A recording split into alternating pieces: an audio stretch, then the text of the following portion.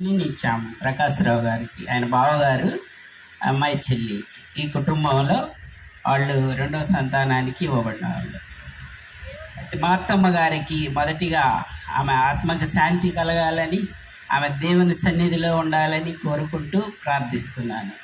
మరియు అలాగే ఈ కుటుంబానికి విడిచి వెళ్ళిన వారికి మరి ఎలాంటి తోడు అనేది దేవుని యొక్క ప్రణాళిక ఉంటుంది. ఈ కుటుంబంలో ఇరువురు అన్నదమ్ములు ఉన్నారు. వాళ్ళ సిస్టర్ ఉన్నది, జార్జి గారి భార్య, ఇలా విల్సన్ గారు, ప్రకాశ్రావు గారు. ఈ ముగ్గురి కుటుంబాల్లో కూడా మరి దుఃఖం చోటు చేసుకుంది. అలాగే మరి భార్య విడిచి వెళ్ళినటువంటి సంగీతరావు గారికి బహు దుఃఖకరమైన అంశం. ఎందుకంటే మనకి దేవుడు ఏర్పాటు చేసినటువంటిది మనుషులందరిలో కూడా భార్యాభర్తలు అనేవాళ్ళు ప్రధానమైన వాళ్ళు. అది దేవుని ఏర్పాటుగా తలస్తున్నాను నేను. భార్య అనేది అతనికి ఆ భర్త అనేది ఆమెకి తోడుగా ఉంటారు.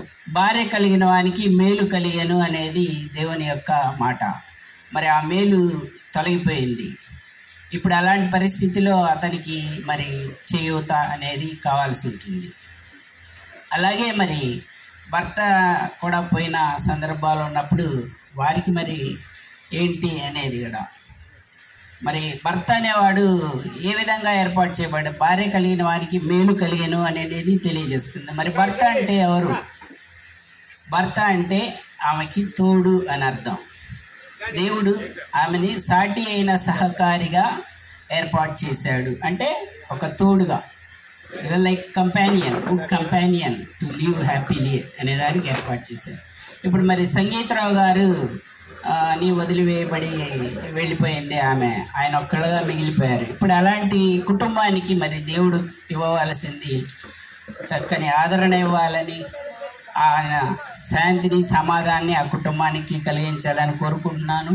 అలాగే సంగీతరావు గారికి కూడా దేవుడు నెమ్మదిని, శాంతిని, సమాధానాన్ని కలుగజేయాలని నేను దేవుడిని కోరుతూ ప్రార్థిస్తున్నాను. అలాగే మరి సంగీతరావు గారు ఇక మరి భార్య అంటే ఎన్ని చేసినా, ఏం చేసినా, కొట్టుకున్నా, తిట్టుకున్నా ఒకళ్ళకొకళ్ళు తోడుగా ఉండేవాడు. మరి ఇప్పుడు ఎలా ఏం చేయాలి అనేది పరిస్థితికి ఈ భూలోకంలో నాకు అర్థమైన అంశాలు రెండే రెండు. ఒకటి భార్య అనేది తోడు ఉంటుంది, రెండోది భర్త అనేవాడు ఆమెకు తోడు ఉంటారు. పిల్లలందరూ కూడా మధ్యలో వస్తారు, మధ్యలో వెళ్ళిపోతారు. వాళ్ళ కార్యక్రమం ముగించుకొని పిల్లలు పక్షుల వల్లే ఎగిరిపోతారు. సో అలాంటప్పుడు ఆమె ఆ జంటలో ఒక పావురం వెళ్ళిపోయింది. సో ఆయనకి కావాల్సింది ఇప్పుడు ఏంటి? రాజులను ఆశ్రయించుట కంటే, నరులను ఆశ్రయించుట కంటే యెహోవాను ఆశ్రయించుట మేలు అనేది మనం విన్నాం దేవుని ద్వారా. సో కాబట్టి ఆయన దేవుని ఆశ్రయించి దేవుని ద్వారా ఆ సంతోషాన్ని పొందాలని కోరుకుంటూ నేను కూడా దేవునికి ప్రార్థన చేస్తున్నాను. ఈ తరుణంలో మరి దేవుణ్ణి గణపరుస్తూ ఒక మంచి పాట, పల్లవి చరణం ఒకటి పాట. పాత బ్రతుకైతే రక్షణ పొందిన వ్యర్థం,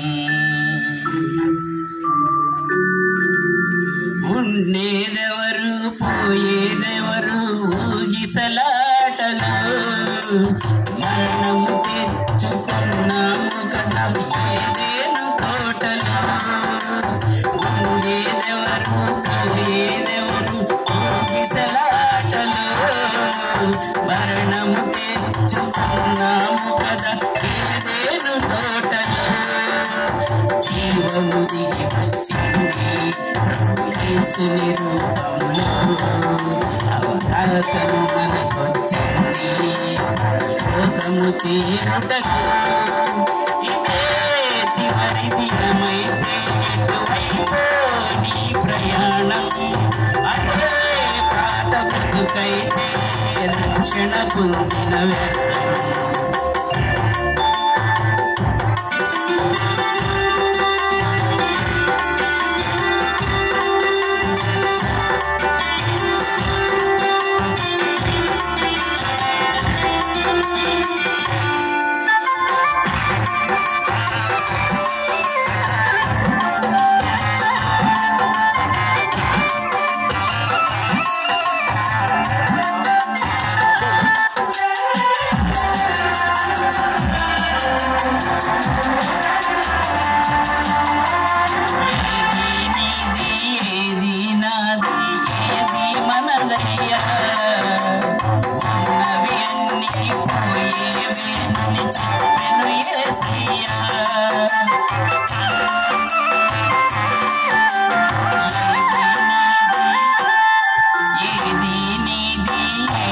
నాది ఇది మనమయ్యా ఉన్నవి అన్ని పోయేవేనని చెప్పెను యేసయ్యా చేతనోటిలో శక్తి ఉందని తెలిసిన ఆయనకు సృష్టిలో బహు సంపద ఉందని తెలియద యేసునకు చేతనోటిలో శక్తి ఉందని తెలిసిన ఆయనకు సృష్టిలో బహు సంపద ఉందని తెలియద యేసునకు దేవునికి అసలుగా ఉండలేమని నాకు నేర్పించాలని తాను పదవ కలిగి జీవించాడు ఇదే చివరి దినమైతే ఎటువైపు నీ ప్రయాణం అదే పాత బతుకైతే రక్షణ పొందిన వ్యర్థం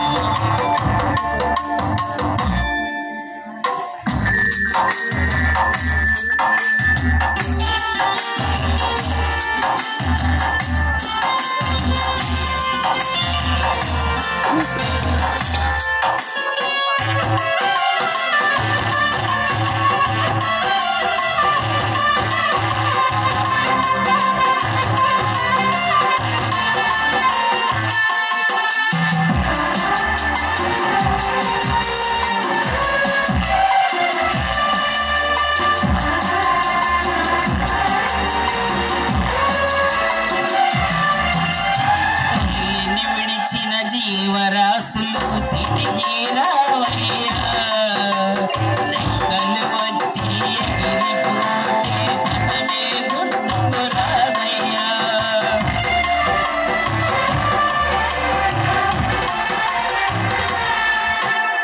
తల్లిని విడిచిన జీవరాశులు తిరిగి రావయ్యా రెక్కలు వచ్చి ఎగిరిపోతే కథనే గుర్తు